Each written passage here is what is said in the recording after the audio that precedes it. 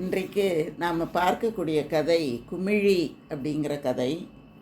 லதா ரகுநாதன் அப்படிங்கிறவங்க எழுத்தாளர் எழுதியிருக்காங்க.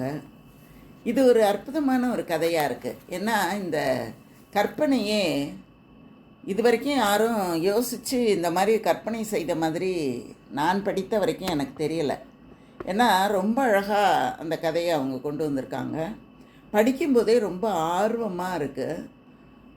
மிக சிறந்த ஒரு கதையாக என்னோடய மனசுக்கு தோணுச்சு. சரி, அதை நான் உங்களோட பகிர்ந்துக்கலாமே அப்படின்னு நினச்சேன். நாம் இந்த கதையை இன்றைக்கி படிக்கலாம் வாங்க. மாதம் கூட்டம் நடக்கும். 2 நாளைக்கு முன்னால் தான் நானும் அந்த கூட்டத்தில் போய் கலந்துக்கிட்டேன். கூட்டம் எங்கே நடக்குது அப்படின்னு தானே கேட்குறீங்க. நீங்கள் கட்டாயம் அந்த இடத்த பார்த்துருப்பீங்க. பழக்கப்பட்ட ஒரு இடம்தான். இந்த தெரு முடிகிற இடத்துல அந்த இடம் இருக்குது. நீங்கள் தினம் ஏறுவீங்களே பஸ் ஸ்டாண்டு, அந்த பஸ் ஸ்டாண்டுக்கு பின்பக்கம் ஒரு பாழடைஞ்ச வீடு இருக்குது தெரியுமா? அந்த வீட்டுக்கு உள்பகுதியில், அந்த வீட்டுக்கு பக்கத்தில் ஒரு பெரிய ஒரு மரம் ஒன்று வளர்ந்துருக்கு பாருங்க, புளிய மரம். பார்த்துருப்பீங்களே. அந்த புளிய மரத்தில் தான் வேகமாக கூட காற்று வீச வேண்டியதில்லை. அது அவ்வளோ பெரிய கிளைகளை உடையது. அது அப்படி ஒரு சின்ன சின்ன அசைவுகளில் கூட அது ஒரு அச்சத்தை ஏற்படுத்தும். அந்த புளிய மரம் தான். அங்கே தான் இன்றைக்கி எங்களுக்கான ஒரு கூட்டம் ஒன்று நடக்குது. அந்த கூட்டத்துக்கு நான் போயிருந்தேன். அந்த கூட்டத்தை நடத்துறது யார் அப்படின்னு பார்த்தா, தலைவனா தலைவியா, அதாவது ஆணா பெண்ணா அப்படின்னு பார்த்தா அதெல்லாம் ஒன்றும் தெரியல. ஏன்னா எங்கள் கூட்டத்துக்கு ஆண் பெண்ணு அப்படியெல்லாம் ஒன்றும் கிடையாது. அப்படி சொல்கிறதே ஒரு தப்பு அப்படின்னு வச்சுக்கோங்களேன். நாங்கள் அதை நடத்துகிறவங்க அருவம், அதாவது கண்ணுக்கு தெரியாததான் நாங்கள் இருப்போம். வெறும் காற்றால் உருவாக்கப்பட்ட ஒரு சக்தி தான் நாங்கள். நீங்கள் என்னை பார்க்கவே முடியாது. ஆனால் நான் எத்தனை தடவை உங்களை உள்ளார புகுந்து நான் வெளியில் போயிருக்கிறேன் அப்படின்னு உங்களுக்கு தெரியுமா? நீங்கள் உணர்ந்திருக்க மாட்டீங்க. ஆனால் சில சமயத்தில் நீங்கள் அப்படி போகும்போது உங்களுக்கு நான் கிச்சு கிச்சு கூட மூட்டியிருக்கேன். அந்த நேரம் நீங்கள் ஏதோ ஒரு உணர்தலை நீங்கள் உணர்ந்திருக்கீங்க. ஆனால் அதை நீங்கள் உணர்ந்த மாதிரி வெளிப்படுத்தினதே கிடையாது. ஏதோ கூட்டம் தொடங்கியாச்சு வாங்க. இவங்க யாரும் என்னை பார்த்ததே கிடையாது. எனக்கும் இவங்களுக்கும் ஒன்றும் பழக்கமும் இல்லை. என்ன பேச போகிறாங்க அவங்க, நான் என்ன பேச போகிறேன் அப்படிங்கிற எந்த தெளிவுமே கிடையாது. நான் என்ன பண்ணுறேன், ஒரு புளிய மரத்தில் தலைக்கீழாக தொங்கிட்டுருக்கேன். காற்றடிக்கும்போது அந்த கிளையோடு நானும் சேர்ந்து ஆடுறது எவ்வளோ சுகமாக இருக்குது தெரியுமா? நான் சின்ன பிள்ளையில் ஊஞ்சல் ஆடினது தான் என்னோடய நினைவுக்கு வருது. சின்ன வயது முதுமை காலம் அப்படிங்கிறதெல்லாம் ஒன்றும் இல்லைங்க. ஏதோ காலங்களை நாமளை தான் ஜென்மங்கள் அப்படின்னெல்லாம் கற்பனை பண்ணி வச்சுருக்குறோமோ அப்படின்னு நான் நினைக்கிறேன். ஆனால் நான் போன ஜென்மத்தை பற்றி எதுவுமே பேச போகிறது கிடையாது. அடுத்த ஜென்மத்தை பற்றி தான் நான் பேச போகிறேன். கூட்டம் ஆரம்பிச்சிட்டுதுங்க. அதை நான் பார்க்கணும். அங்கே நடக்கிறத இப்போ நான் உங்களுக்கு சொல்கிறேன். கேட்குறீங்களா? எல்லோரும் வந்துட்டிங்களா? சென்ற கூட்டத்துக்கு முடிய போகிற நேரத்தில் ஒரு அருவம் வந்தது மாதிரி இருக்கக்கூடாது.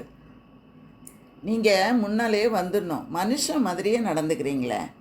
இந்த அவப்பேரெல்லாம் நீங்கள் இனிமே சுமக்கக்கூடாது.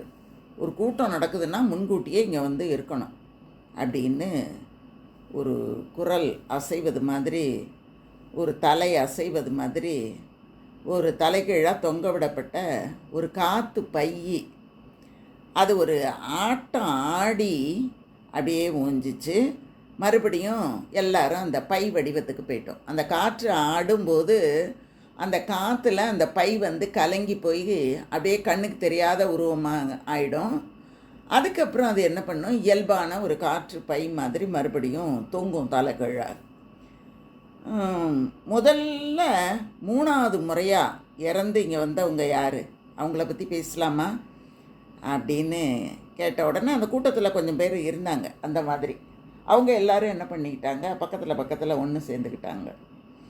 அது ஏன் 3 முறைக்கு மேலே இருக்கிறவங்க இங்கே இல்லையா அப்படின்னு நான் என்ன பண்ணேன், என் பக்கத்தில் ஒன்று அருவமாக தொங்கிட்டு இருந்தது. அதுக்கிட்ட நான் மெதுவாக கேட்டேன், உடனே அதுக்கு ஒரே கோபம், ஹேய் முட்டாளா நீ, புது அட்மிஷனா? ஓ அதான் இப்படி கேட்குற அப்படின்னு அது ஒரு எக்காலத்தோடு பேசுச்சு. ஆமாம், நமக்கு நம்ம விருப்பப்படி பூமியில் பிறக்கிறதுக்கு 3 வாய்ப்பு கிடைக்கும். பிறக்க வேண்டிய நேரம், எங்கே பிறக்கணும், என்ன வடிவத்தில் பிறக்கணும் அப்படிங்கிறதையெல்லாம் நாமளே தேர்ந்தெடுத்துக்கலாம். அப்படியா? அதுக்கப்புறம் நமக்கு அதெல்லாம் யோசிக்கிறதுக்கு நேரமே கிடையாது. ஒரு உடம்பை விட்டு நம்ம வெளியில் வந்த உடனேயே அடுத்த நிமிஷம் எந்த உயிர் உருவாகுதோ அதுக்குள்ளார போய் நம்ம பூந்துக்கணும். அப்படியா? அப்படி பூந்துக்கலைன்னா அதுக்கப்புறம் நீ இந்த உலகத்தில் பிறக்கவே முடியாது. பிறக்கக்கூடிய வழியை மூடிடுவாங்க. அதுக்கப்புறம் உனக்கு பிறப்பு இல்லாமல் அருவமாகவே நீ அலையணும். அந்த மாதிரி எவ்வளவு அலைஞ்சிக்கிட்டு இருக்குதுன்னு உனக்கு தெரியுமா? அதெல்லாம் மூடர்கள் தான். அது காலத்திற்கும் இப்படியே அலைஞ்சிக்கிட்டு கிடக்கும். வாய்ப்பு கிடைக்கும்போது பிறப்பை பயன்படுத்திக்கணும். எவ்வளோ நாள் வரைக்குமோ அவ்வளோ நாள் வரைக்கும். புரியவே இல்லையே. புரியும். மறுபடியும் எல்லாரும் அங்கே என்ன பேசுகிறாங்க அப்படிங்கிறதுல என்னோடய கவனம் போச்சு. சரி, உன் விருப்பம் அப்படின்னா அப்படியே இருக்கட்டும் அப்படிங்கும்போது ஏதோ ஒரு அருவம் வேண்டுது போலது. அதோட வேண்டுதலை அந்த தலைமை உருவம் நிராகரிச்சிட்டுது. அதுக்கப்புறம் இது திரும்ப திரும்ப வேண்ட சரி உன் விருப்பம் அதுதான் அப்படின்னா நீ அப்படியே செய் அப்படின்னு அந்த தலைமை உருவம் சொல்லுது. உருவம் இல்லை, தலைமை அருவம்னா கண்ணுக்கு முன்னால் தெரியாத ஒன்று சொல்லுது. சொன்ன உடனே இந்த மாதிரி இந்த உருவம் இல்லாத நிலையில் இருக்கக்கூடிய அதுகளுக்கு கூட நிராகரிப்பு, ஆசை, கோபம் இதெல்லாம் இருக்கும் போல இருக்குது, மனுஷனுக்கு இருக்கிற மாதிரியே அப்படிங்கிறது எனக்கு புரிய ஆரம்பிச்சுது. அதுக்கப்புறம் இந்த பாரு, புதுசாக வந்திருக்கியே, வேடிக்கை பார்க்காத, சீக்கிரம் உன்னோட தேர்வு என்னன்னு யோசிச்சு வை. நேரம் ரொம்ப கொடுக்க மாட்டாங்க. இந்த நம்ம வினாத்தாளை பார்த்த உடனே கேள்வி பதிலெல்லாம் மறந்து போகிற மாதிரி உனக்கு மறந்துற போது எல்லாத்தையும் நல்லா ஞாபகமாக வச்சுக்கோ அப்படின்னு சொன்ன உடனே இதுவும் என்ன பண்ணுச்சு, சரி அப்படின்னு யோசிக்க ஆரம்பிச்சிது. ஆமாம், நான் இறக்கிறதுக்கு ஒரு சில மாதத்துக்கு முன்னால் தான் என்னோடய மகனுக்கு கல்யாணம் ஆகியிருந்தது.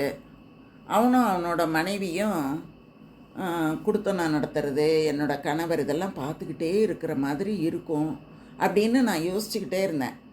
அடுத்தது யார் புதுசாக அந்த அமைப்பில் யார் வந்திருக்கா உறுப்பினர் அப்படின்னு ஒரு புகை மண்டலம் அப்படி லேசாக அசைஞ்சு கேள்வி கேட்டுது.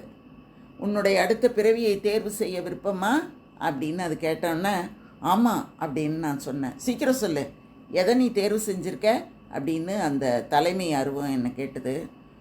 நான் என் குடும்பத்தோடு தான் இருக்கணும், அதுதான் என்னோடய ஆசை அப்படின்னா. முடியாதே, கடவுள் கணக்குப்படி உன் வீட்டில் இப்போதைக்கு ஒன்றும் புது வரவு கிடையாது, அப்புறம் எப்படி நீ அங்கே போக முடியும்? இல்லை, நான் எல்லாரையும் பார்த்த மாதிரி தான் இருக்கணும். அப்போது ஒன்று செய்யு, உங்கள் வீட்டில் ஒரு மாமரம் இருக்குது பாரு, அங்கே ஒரு காக்கா ஒன்று இப்போ தான் ஒரு புது வரவு ஒன்று வர்ற மாதிரி இருக்குது. நீ அங்கே போறியா, காக்காயா போறியா? போகிறேன் இப்போவே அப்படின்னு சொன்ன அடுத்த நிமிஷம் நான் காக்காயாயிட்டேன். என்னோடய வீடு, என் குடும்பம், என்னோடய வாழ்வு அது எல்லாமே எனக்கு தெரியுது. நான் காக்காயா மாதிரி மெதுவாக அந்த மாமரத்தில் இருந்துக்கிட்டு ஒத்த கண்ணால் ஒரு பார்வை பார்க்குறேன். என்னோடய தோட்டம் வாடி கிடக்குங்க, களை இழந்து கிடக்கு. இந்த மாமரம் கூட நிறைய பூச்சி அரிச்சிக்கிட்டு இருக்கு. என்னது இவ்வளவு மாற்றங்கள் நடந்துருச்சே. என்னோடய வீடு திறக்கப்படுமான்னு பார்க்குறேன். வீடும் திறக்கலை, யாரும் வெளியிலேயே வரல. என்ன ஆச்சு எனக்கு ஒன்றுமே புரியலை. நான் வெளியில் கிளையில் வந்து உட்காரும்போது இந்த காக்கா அம்மா இருக்குல்ல, அது என்னை உள்ளே போ அப்படின்னு என்னை அது விரட்டிக்கிட்டே இருக்குது. இப்படியே கொஞ்ச நாள் போச்சு. ஆனால் எனக்கு என்னோடய வீட்டை பார்க்கணும், என்னோடய வீட்டு மனிதர்களை எல்லாம் பார்க்கணுன்னு எனக்கு ரொம்ப ஆசை. நான் வெளியில் காக்கை குஞ்சாவே வெளியில் வந்து இருந்தேன். அப்படியே குஞ்சாக இருந்தேன்னா காக்காவாக மாறிட்டேன். இப்போ என்ன ஆகுதுன்னா, எனக்கு நான் பக்கத்து வீட்டு சோறு கிடைக்கிது, எதிர்த்த வீட்டு சோறு கிடைக்கிது, அடுத்த வீட்டு சோறு கிடைக்கிது. ஆனால் என்னோடய வீட்டு சாப்பாட்டை நான் இது வரைக்கும் ஒரு தடவை கூட சாப்பிட்லையே. இவங்க எல்லாரும் எங்கே தான் போயிருப்பாங்க? எனக்கு ஒன்றுமே புரியல. அந்த நேரத்தில் எனக்கு மத்தியானம் ஆயிட்டு கொஞ்சம் அப்படியே தூங்கணும் போல் இருந்தது. அப்போ ஒரு குரல் கேட்டுது, பாருங்க பின்னால் ஒரு கார்டன் போட இடம் இருக்குது. இவர் தான். இதுக்குள்ளே இவருக்கு இவ்வளோ வயசாகிடுச்சா? எவ்வளோ நாள் ஆகிடுக்கு போல இருக்கே. காக்கைகளுக்கு கடிகாரம் கிடையாது, நாள்காட்டி கிடையாது. பசிச்சா சாப்பிடுவோம், விரும்பினா இருட்டி போனால் வீட்டுக்கு வருவோம், கூட்டுக்கு வருவோம். இதானே எனக்கு தெரியும். எனக்கு இந்த கணக்கே புரியலையே. எனக்கு அவரை பார்த்த உடனே நான் தாங்க இங்கே இருக்கேன் அப்படின்னு சொல்லணும்னு எனக்கு ரொம்ப ஆசை. கா கா கா அப்படின்னு கத்துறேன். அவர் அதை கண்டுக்கவே இல்லை. இதோ இந்த மாமரம் என் ஒய்ஃபு வச்சது. ஆள் இல்லை, இப்போ அவள் இல்லை. பூச்சி புதரெல்லாம் மண்டி கிடக்கு. நீங்கள் ஃப்ளாட்டு தானேங்க கட்ட போகிறீங்க, அப்போ இந்த மரத்தை எடுத்துருவீங்க அப்படின்னு அவர் பேசிக்கிட்டே இருக்காரே தவிர ஒரு தடவை கூட என்னை நிமிர்ந்து அவர் பார்க்கவே இல்லை. எனக்கு அவரை தொடணும்னு ரொம்ப ஆசை. மெதுவாக அப்படியே பறந்து போய் அவர் தலையை அப்படியே உரசினேன். சனியை தலையில் அடிச்சிட்டு போகுது. புதுசாக வேறு என்ன சனி பிடிக்க போதோ. கோவமாக பேசுகிறாரு. என்ன அவர் புரிஞ்சுக்கவே இல்லை. திட்டி தீர்க்கிறாரு. மெதுவாக உள்ளே எட்டி பார்க்குற அந்த வீட்டு கதவு திறந்து தானே இருக்குது. மெதுவாக தத்தி தத்தி உள்ளே போகிறான். வீடு காலியாக கிடக்கு. நான் உட்காந்துருக்கிற இடம், நான் படுத்துருக்கிற இடம், அங்கெல்லாம் என் மகன் இருக்கானான்னு தேடி தேடி பார்க்குறேன். மெதுவாக என்னோட ஷெல்ஃபுக்குள்ளார போய் உட்காந்தேன். என் புடவை இருந்த வாசனை, நாத்தலின் உருண்ட வாசனை, என் புடவையோட வாசனை எல்லாம் எனக்கு ரொம்ப ரொம்ப பிடிச்சிருந்தது. அப்படியே அந்த வாசனையில் இருக்கும்போது யாரோ கதவை மூடுறாங்க. ஐயோ, கதவை மூடாதீங்க மூடாதீங்க, நான் உள்ளே தான் இருக்கேன் அப்படின்னு நான் கத்திக்கிட்டு இருக்கும்போதே கதவை மூடினாங்க. நான் மறுபடியும் இறந்து போயிட்டேன். அதே வீட்டில் முடிஞ்சு போச்சு என்னோடய வாழ்க்கை. அப்புறம் என்னன்னு தானே கேட்குறீங்க. அடுத்த மாதாந்திர கூட்டம் வந்துட்டுது. அதே மரம், அதே மாதிரி அருவங்கள். முன்னால் நான் பார்த்த கொஞ்சம் பேர் இருக்காங்க, கொஞ்சம் பேர் புதுசாக வந்து தொங்கிட்டுருக்காங்க. நான் தான் இப்போது முதல் கிளைக்கு வந்துட்டேன். ஏன்னா ஒரு தடவை நான் இறந்து போய் மறுபடியும் வந்திருக்கேன்ல, அதனால் முதல் கிளைக்கு வந்துட்டேன். அந்த தலைமை உருவம் என்னை பார்த்து கேட்டுது, என்ன உன்னோட முதல் மறுபிறப்பு முடிஞ்சு போச்சா? நீ நினச்ச எண்ணம்லாம் நிறைவேறிச்சா?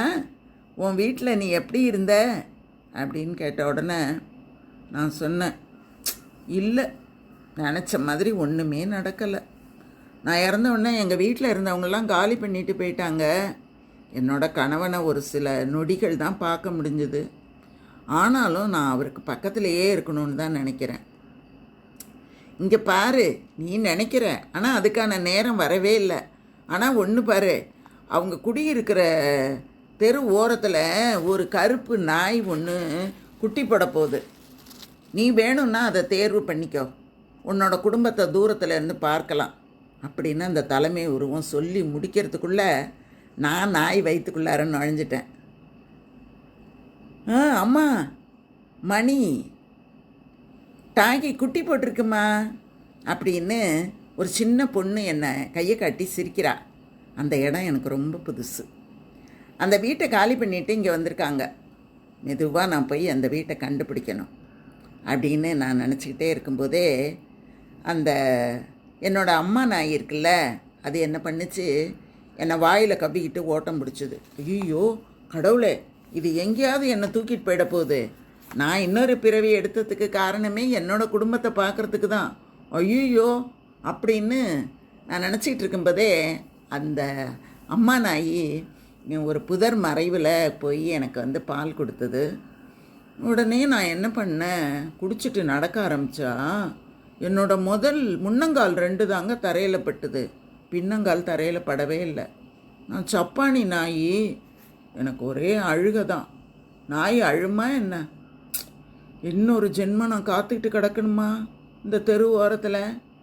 ஐயோ என் மகனை நான் பார்க்க மாட்டேனா? தெரு ஓரத்தில் இப்படியே நான் எத்தனை நாள் கிடக்கிறது? நான் என்ன பண்ணுவேன்? ஒரு பிறவி அப்படி போச்சு, ரெண்டாவது பிறவியும் இப்படி போயிடுச்சு, நான் என்ன பண்ணுவேன் அப்படின்னு எனக்கு ரொம்ப கவலையாக இருந்தது. அப்போ பாருங்க, ஹலோ ப்ளூ கிராஸ்.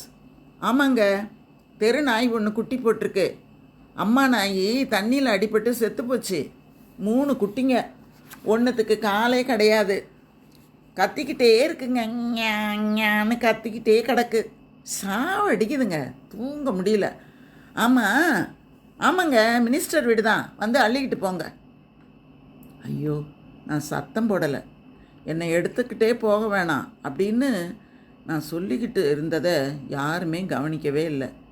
அப்படியே தூக்கிட்டு போனாங்க. இதுக்கு விஷம் வச்சு தான் கொல்லணும் அப்படின்னு சொன்னாங்க. இப்போ பாருங்களேன், மறுபடியும் நான் புளிய மரத்துக்கு வந்து தலைகீழாக தொங்கிகிட்ருக்கேன். காற்று என்ன வேகமாக ஆட்டி ஆட்டி கலைக்குது. உள்ளேயும் என்னை கலைச்சிருச்சு, வெளியிலையும் இப்போ நான் கலைச்சி தான் இருக்கேன். இதோ இப்போ மறுபடியும் எல்லாத்தையும் ஒன்று சேர்த்து 3வது பிறவிக்கு வந்து நிற்கிறேன். இந்த 3வது பிறவி முடிஞ்சு போயிட்டுது அப்படின்னா என்னோடய பிறவியோட நினைவுகள் எல்லாமே முடிஞ்சு போயிடும். அதுக்கப்புறம் என்னோடய உறவுகளை எல்லாம் நான் மறந்து போயிடுவேன். அதுக்கப்புறம் எனக்கு அந்த நினைப்பே இருக்காது.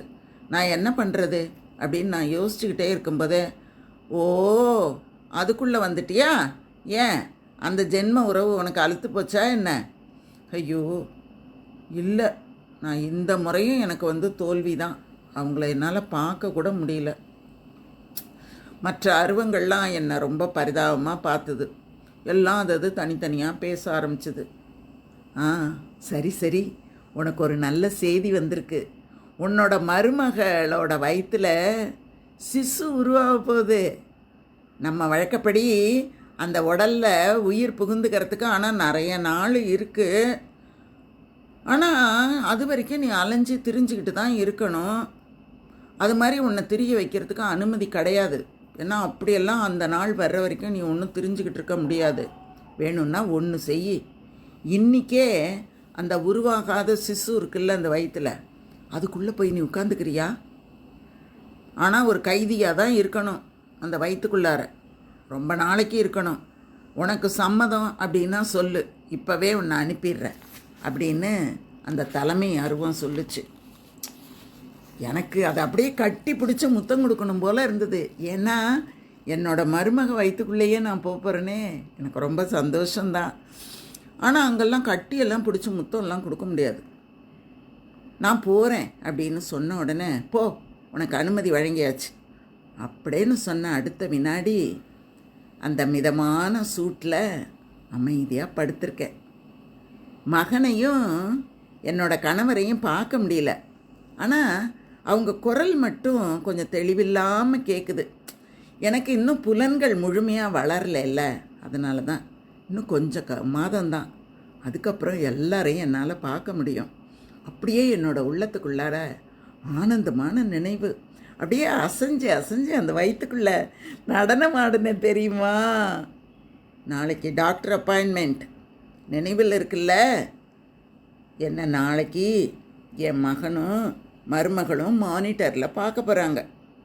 எனக்கு கொஞ்சம் வெக்கமாக தான் இருக்குது. துணி எதுவுமே இல்லையே, துணி இல்லாமல்லாம் இருக்க போகிறேன். எனக்கு கொஞ்சம் வெக்கமாக இருந்தது. கால்களையெல்லாம் நல்லா வளைச்சிக்கிட்டு நல்லா உடம்ப மூடிக்கிட்டு இருக்கணும் அப்படின்னு நான் நினச்சிக்கிட்டேன். இதோ ஸ்கேன் எடுக்கிறாங்க.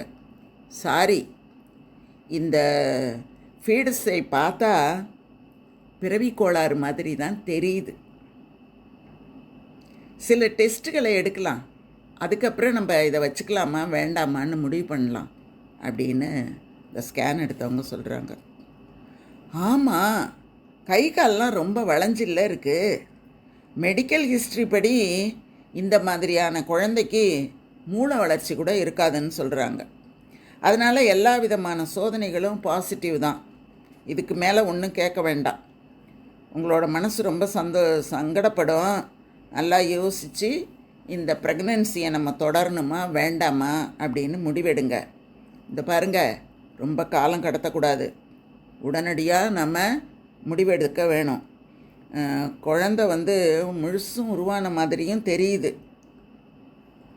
ஐயோ டாக்டர், நான் தான் வேணும்னே காலை மடக்கி போட்டுக்கிட்டு இருக்கிறேன் டாக்டர்.